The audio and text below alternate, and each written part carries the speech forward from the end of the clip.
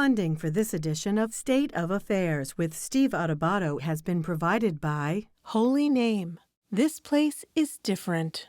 Seton Hall University, showing the world what great minds can do since 1856. PSE&G, committed to providing safe, reliable energy now and in the future.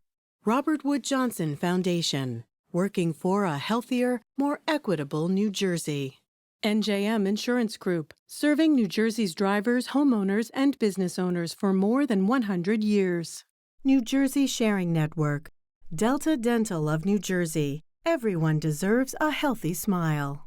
Wells Fargo. And by the Adler Aphasia Center.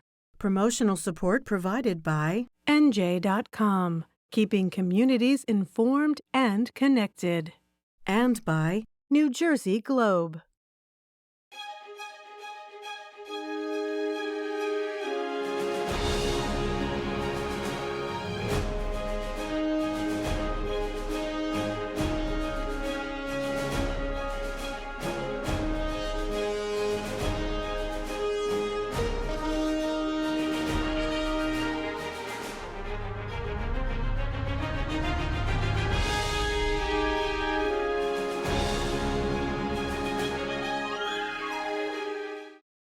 Hi, everyone. Steve Adubato. We kick off the program looking at the current state of the Democratic Party, the future of the Democratic Party, with two people who know the party politics pretty well. Phil Alagia, a Democratic strategist and the chief of staff in Essex County, New Jersey, and also Julie Roginsky, Democratic strategist and president of Comprehensive Communications Group. Good to see you, Phil and Julie. Great to see you. We're taping this March 21st. A lot of things have been going on in the country in the next few days. Don't really know, but this will be seen later that could impact the presidential election. Julie, I want to ask you this. Joe Biden likely to run for president. This will be seen. He may have announced by then. Who knows? By the end of the term, he'd be 82 if elected in 2024, 86. Now, I'm for people being in the business for as long as they can and being productive and useful, and I don't want to be taken off the air anytime soon. But seriously, the Democratic Party have no other candidates in the stable of candidates that Joe Biden's the candidate again? Julie, please. Well, first of all, I think Joe Biden's done a great job as president, so I don't really care how old he is or what he does in his spare time, as long as he performs for the country. And I would challenge you to find a more effective first-term president of either party, at least in my lifetime. So I have no problem with Joe Biden's age, provided that he can keep delivering in the second term the way he delivered in the first. Phil, age not a factor, even if 86 on the back end of a second term, with many questioning President Biden's, I don't want to say cognitive abilities, because I'm not an expert and I'm not caring for him personally, and don't have that firsthand experience. But there are times that it looks like the president is confused as to what he's saying and where he is. And we need to be honest about that. Never picked that up, Phil?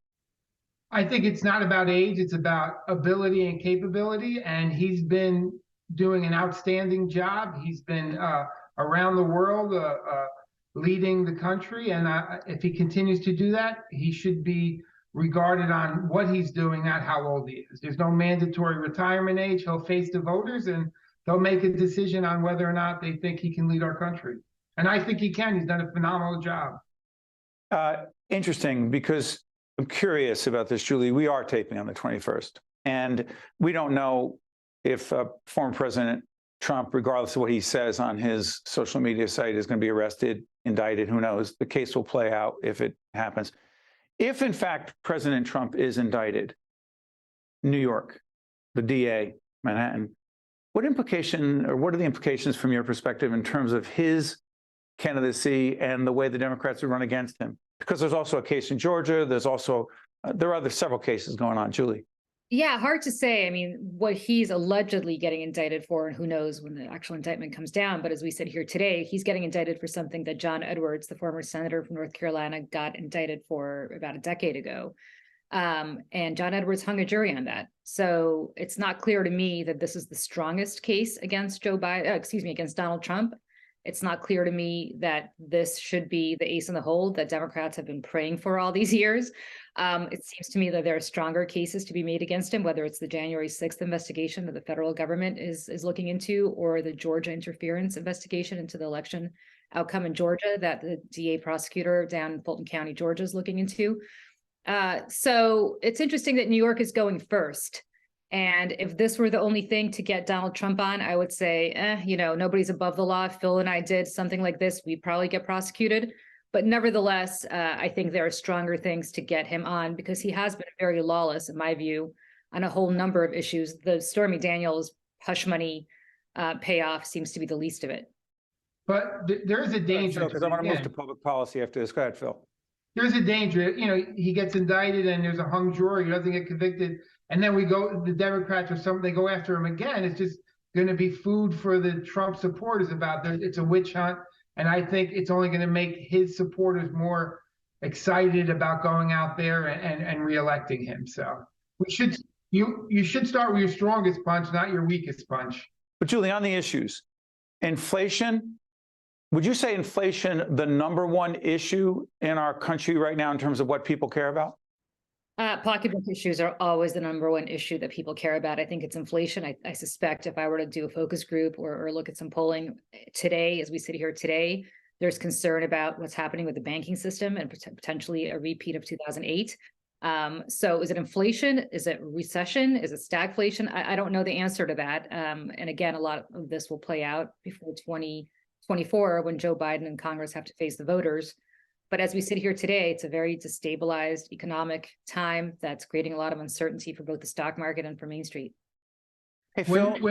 When you look at the White House's budget, President Biden just released his budget.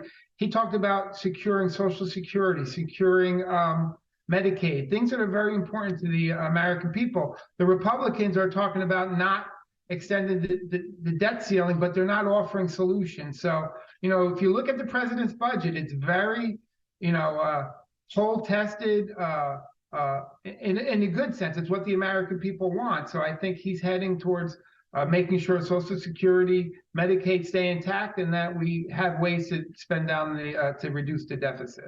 The Republican Party has a huge chasm, and we talked to Senator John Bramnick just earlier today in the taping. There's the moderate wing of the Republican Party, which may or may not be getting smaller and smaller. The so-called base, the Trump base, who knows, 30, 35%. There's a split going on there, and we'll see how that plays out. In the Democratic Party, Julie, is it fair to say that there is a far left, very progressive AOC wing of the party, if you will, and then mainstream moderate Democrats like President Biden, and it's very hard for them to get on the same page, Julie, on issues, on policy issues. Yeah. I would say the difference between the Republicans and the Democrats is this. The extreme wing of the Republican Party, the MAGA wing, the ultra MAGA wing, has basically hijacked the Republican Party. There are no more John Bramnicks at the national level. There just aren't. The John Bramnicks at the national level have either retired or they're voting Democrat. The reality is that the Republican Party has become the MAGA party consistently. You see that by the reaction of almost every other presidential candidate who is not really upholding the rule of law so much as defending Donald Trump, potential indictment. On the other hand, the Democratic Party has the vast majority of the Democratic Party, I believe, is mainstream. You have some extreme elements who are very loud on Twitter and on social media, but they're not really dominating the party the way that the Republicans are being dominated by these extreme MAGA zealots. And that's the difference. The difference is that the Democrats can arguably say that they are in the mainstream of where Americans are versus the Republicans who are getting ever more extreme. Phil, and by the way, Phil works with and for a very moderate Democrat, the county executive in Essex County, Joe DiVincenzo. Please, Phil. One of the dangers, Julie, is that left wing of our party is loud. They're not controlling national elections. They have an important voice in the party, but middle America hears them a lot more and are turning away from all the Democrats. I mean, we see it. We're now no longer the blue collar party. Building trade unions, blue collar workers, police and firemen are police voting officers, more and more firefighters. Republican. Many of them vote Republican. Phil, talk about it. And many of them are friends that you and I have had for many, many years. We grew up with. They vote Republican. Please. And I think it's because they hear that very liberal wing of the party more than they look at the actions of Biden, who has been, more, border control, talking about more crime issues than they want to hear. But that wing of our party seems to be what's moving the middle away from it. So It's a tough balance, because the liberal wing of our party is very important. It's an important voice, one of many. Phil's right, and I've consistently said that the problem with the White House, which Joe Biden is the leader of the Democratic Party, has been an awful failure to communicate. As I've said earlier, he's got a great set of accomplishments, but he hasn't communicated them well, which is why his numbers are not where they should be. Because the policy. Well, hold on, Julie. What do you mean? I'm sorry for interrupting, Julie. What do you mean not? If you're clear on what it is you believe in, if you're clear on the policies that you believe need to be put forth, then what the heck is the problem communicating them? Those things, unless you have conflicted feelings about whether you believe those things or not, or you don't really want to commit to it. No, because of course you have to communicate it well. Just because you do something doesn't mean that your policies are getting across and that you're communicating them well. I mean, the difference between a Joe DiVincenzo, and I don't mean to tout Joe DiVincenzo here just because Phil is here, but the difference between Joe DiVincenzo and the White House is that Joe DiVincenzo does stuff as an executive and then really does a great job of talking about it and tangibly showing his voters what he does, right? The White House doesn't do that as effectively. They just pass great policies or have executive orders that are great policies, but yet don't communicate them effectively where the average American understands how this impacts them. It's one thing to say we spent X number of billions of dollars or trillions of dollars on an infrastructure plan. It's very different to say how that infrastructure plan is going to affect me in a swing district, if hypothetically in a swing district for Tom Malinowski last time around in Central Jersey. Lost to Tom Kean, who is now a new congressman. Or in Bucks County in Pennsylvania. I mean, these are places that Democrats need to be competitive. And the only way to do that is to say tangibly, the reason that we passed this infrastructure plan is because X road is now going to be fixed that you've been complaining about driving over and having a blown tire for the last 10 years. Thanks to us, you don't have to do that anymore. That's the kind of communication I'm talking about. Joe DiVincenzo does a great job doing that at the county level. It's much more hard to do that, obviously, at the federal level, but it needs to be done. And that's how you become a good communicator. But even the building trades, Steve, we talked about it before. There's been no president who's been better to the building trades than Joe Biden with the infrastructure bill, with legislation that affects their pensions and they're continuing. And I would say he would lose an election if it was just among the building trades, which is crazy. And again, as to Julie's point, it's about communicating and getting your word out. Before I let each one of you go, to those Republicans and to many who argue that January 6th was a peaceful protest, people have a right to protest. They still say that after all this time. Julie, you say to them? I say to them, put down the crack pipe, which is Fox News and OAN and talk radio, and look at the reality, because we're not even living in a reality-based world anymore. If all you're listening to are people like Tucker Carlson, who are effectively telling you that the sky is orange when you know it's blue, you're either going to believe your own lying eyes or you're going to believe Tucker Carlson. Right now, people are not believing their own lying eyes. They're really believing. It's not even a reality that we're living in, and that's what scares me. We're no longer having debates based on the merits. We're now having debates about whether the earth is flat, and that's just a whole different universe than the one that I think all of us came up with in politics, and very frightening to me. Final words, Phil.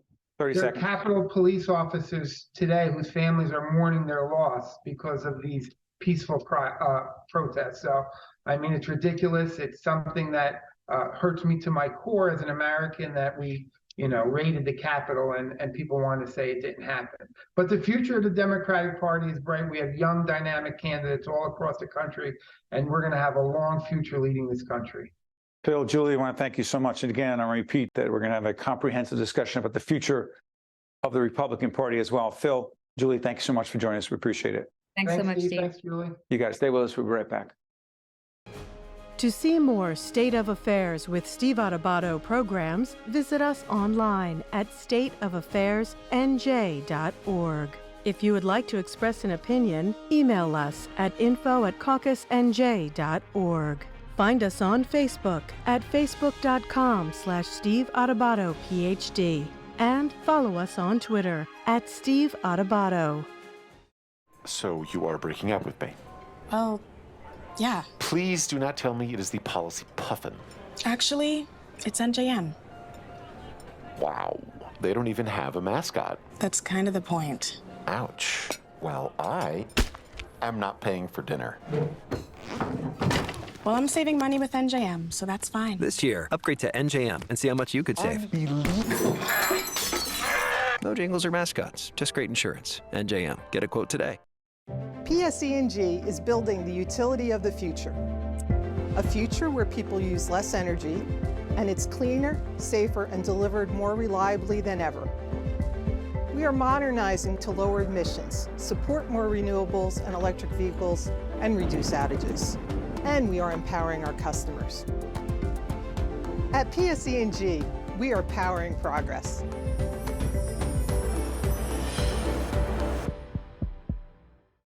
I am alive today thanks to my kidney donor. I am traveling and more active than ever before. I'm alive today thanks to my heart donor. I'm full of energy and back singing in my church choir. I'm alive today thanks to my lung donor. I'm breathing easy and I'm enjoying life's precious moments. There are about 4,000 people in New Jersey waiting for a life-saving transplant. Donation needs diversity. For more information or to become an organ and tissue donor, visit njsharingnetwork.org. Talking about the future of the Republican Party, somebody who knows it well. Jeanette Hoffman, Republican strategist, president of Marathon Public Affairs. Good to see you, my friend. It's great to be here, Steve. Thanks for having me. You got it. And by the way, this is our normal Remember Them studio, the series I do with Jackie Chicarico. This is where I was, so we decided to tape here. Let me ask you something. This library is filled with all kinds of books. A lot of them are about Donald Trump, because I'm fascinated by his presidency. I'm fascinated by his role in American politics. Is the Republican Party, quote, the party of Donald Trump in 2023? And by the way, we're taping on the 21st of March. We don't know exactly how things are going to play out in New York with the district attorney in Manhattan. Let's just say that. Please, Jeanette. Or in Georgia. Go ahead. Yeah, I mean, listen, he is an interesting guy. He's a big figure in the Republican Party. He dominates the headlines as we speak, right? Everyone wants to know what's going to happen to him. He's playing into the media's hands for sure. He is an expert at communications, like him or not, right? I don't think he is the future of the Republican Party, Steve. I think his time has passed. I think timing is everything in politics right now. And I think the American people are tired of the roller coaster that is Donald Trump. I think they're tired of the Biden administration as well, but I think they want their lives to go back to normal. I think, after COVID, people just want to work. They want to, be free of mandates. They want their economy to get back in track. They're tired of this crazy inflation. They're tired of paying $8 for a dozen eggs. They're tired of crazy energy costs. And I think they're tired of just the roller coaster up and down politics that you get with Donald Trump. We'll talk about President Biden in a second, because I asked the Democrats to talk a little bit about their problems with the Republicans. So I want to ask you that as well. But I'm curious about this. The Republican Party that you believe in, that you've been a part of, I believe, your entire life, and you're a very respected Republican strategist and been involved in a lot of campaigns. The key issues, policy issues that the Republican Party that you believe in, that they stand for, what are they? It's freedom, it's opportunities, less mandates on government, the opportunity to be an entrepreneur. Less mandates from government? Yes, I'm sorry, less mandates from government on businesses. Hold on, Jeanette, I got to stop you right there. Does that include less regulation with regional banks? With regional Well, all right, well, that was a failure of the bank and the board of directors there, Steve. I don't know what was going on with that bank. Okay, you're separating that from Dodd-Frank. You're separating that from federal government regulation. You're separating that from the role of the Fed. You're saying it was that bank, even though there are a couple other banks as well. And again, we're taping on the 21st of March. Let's hope that's the way it stays. You don't believe that's a government... I don't want to get into particular banking issues, but in general, I think businesses need less regulation, not more. I don't think businesses should be strangled by red tape. I think lower taxes helps everybody. I think New Jersey has a huge affordability problem, and I think higher property taxes are strangling our residents. A lot of people can't afford to live here anymore, Steve. What's your biggest beef as it relates to that with Democratic Governor Phil Murphy? It's frustrating. I mean, he's been governor for how many years now? Was his fifth or sixth budget that he's proposed. He's increased spending by 52, 53%, and he's done nothing to make New Jersey more affordable. I live in a school district that's going to get their school funding cut. 200 school districts are going to get their school funding cut. You know what that's going to happen? It's going to raise property taxes. So, well, the governor has the anchor. Sorry for interrupting, Jeanette. The governor will say, and as he said to me in several interviews, we got the anchor property tax program that provides property tax relief for certain people. I'm not sure if you fall into that category. Certain people, but what's your response? What's that? No, I don't fall into that category, and a lot of my neighbors don't. And it's a gimmick, Steve. It's not reforming property taxes, and they continue to escalate. The average property tax bill for New Jersey homeowners in the state is now $9,000, the highest in history. So Governor Murphy's doing nothing to reform property taxes. What would the Republicans do? Say the Republicans took control of the governorship in 2025, took control of the legislature, one or both houses. What would be dramatically different? The first thing they would do is reform that whole school funding formula, which is antiquated, right? So some districts get a ton of money, like Jersey City. Jersey City is doing very well right now. They should not be an Abbott district. And some more rural suburban districts, they get hardly anything. So you got to switch that up. You got to start there. You got to start from the very beginning with the school funding formula. And there's been other ways. Governor Christie, like him or not, he worked for the Senate president. He got a 2.0 cap. That helped a little bit, but you have to go further. 2.0, 1 second. Explain to people what that cap means. That means that municipal spending can only rise to 2%. So you had to work within your municipal budgets in towns to keep that budget within 2%. So property taxes really couldn't escalate that much. Really, it was a small reform, but it did something. So property tax bills couldn't escalate as quickly as they were rising. Jeanette, there are times that I want to ask you about this because I asked the Democrats a little bit about media, so I want to ask you as well. You're a media professional. You've been a commentator for a long time, a lot of different places. You've done this work, and you've been with us many times. The role of Fox News to provide intentionally misleading disinformation regarding the 2020 presidential election and the aftermath of it, that they knew was incorrect, but in sworn testimony in the case involving the Dominion voting machines, they had to tell the truth. Yeah. And in fact, the chairman of Fox News, Rupert Murdoch, made it clear that he knew they weren't telling the truth, but it's been argued that they were doing that because they didn't want to piss off or peeve their viewers. So you told them, I mean, you know the rest. I mean, what about that?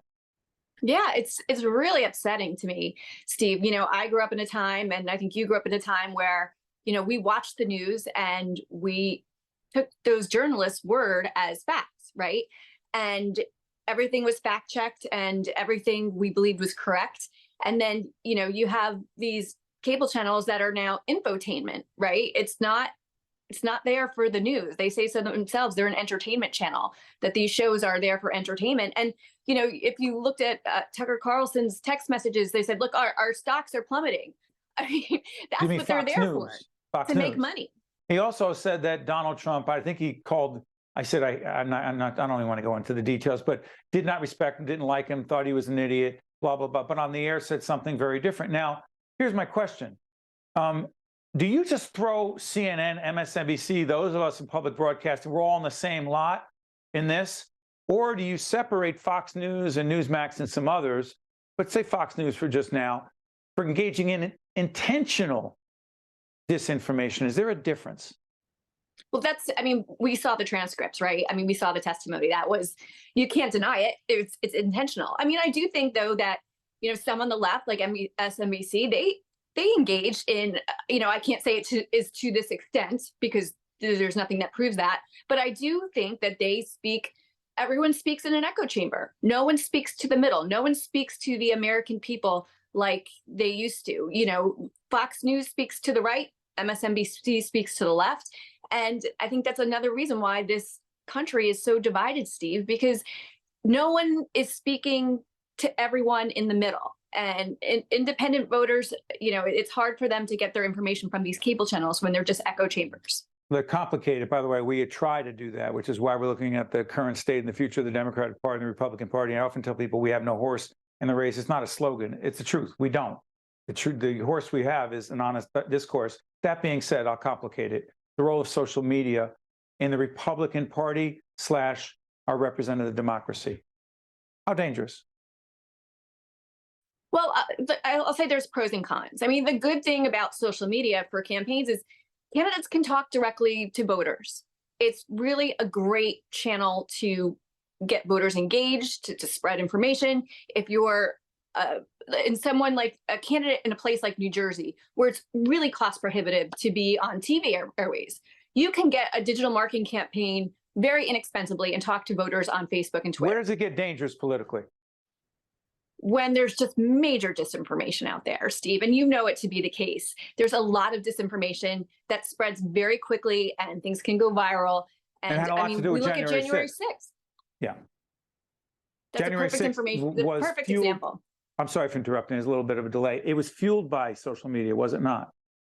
Absolutely. And that's where things get dangerous. And the disinformation about the election results, I think, really spread very quickly over social media. Before I let you go, Jeanette, for you, for a strong, moderate Republican in New Jersey, to what degree do you believe there's a place for you in this party, in your party? Listen, I think the Republican Party is strong. I was a Republican before Donald Trump was a Republican, I remind people. He was a Democrat, Steve. He was one of you guys. I have no horse in the race. Go ahead. He was a Democrat. And I'll say the New Jersey Republican Party is alive and well. Republicans picked up 7 seats in the state legislature in 2021. A lot of them were women. There are more Republican women in the New Jersey Assembly Caucus today than ever before. And I think there's a great new Republican redistricted map for New Jersey. And I think we're going to pick up more seats because we talk about here in New Jersey, the issues that matter to people: school funding, property taxes, crime, reform. So all of those issues matter. When we talk about affordability, when we talk about reforming crime and our schools and things like that, that's when Republicans win because we are just better on those messages. That's Jeanette Hoffman, Republican strategist, president at Marathon Public Affairs. Thank you, Jeanette. Thanks for having me, Steve. Thanks for watching us. I'm Steve Adubato. See you next time. State of Affairs with Steve Adubato is a production of the Caucus Educational Corporation. Funding has been provided by Holy Name, Seton Hall University, PSE&G, Robert Wood Johnson Foundation, NJM Insurance Group, New Jersey Sharing Network, Delta Dental of New Jersey, Wells Fargo, and by the Adler Aphasia Center. Promotional support provided by NJ.com and by New Jersey Globe. To watch more State of Affairs with Steve Adubato, find us online and follow us on social media.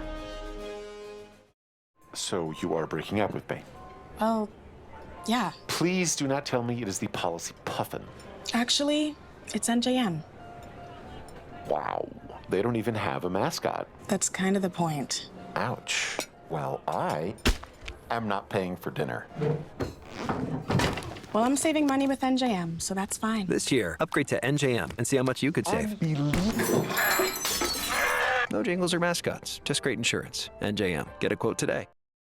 PSE&G is building the utility of the future. A future where people use less energy, and it's cleaner, safer, and delivered more reliably than ever. We are modernizing to lower emissions, support more renewables and electric vehicles, and reduce outages. And we are empowering our customers. At PSE&G, we are powering progress.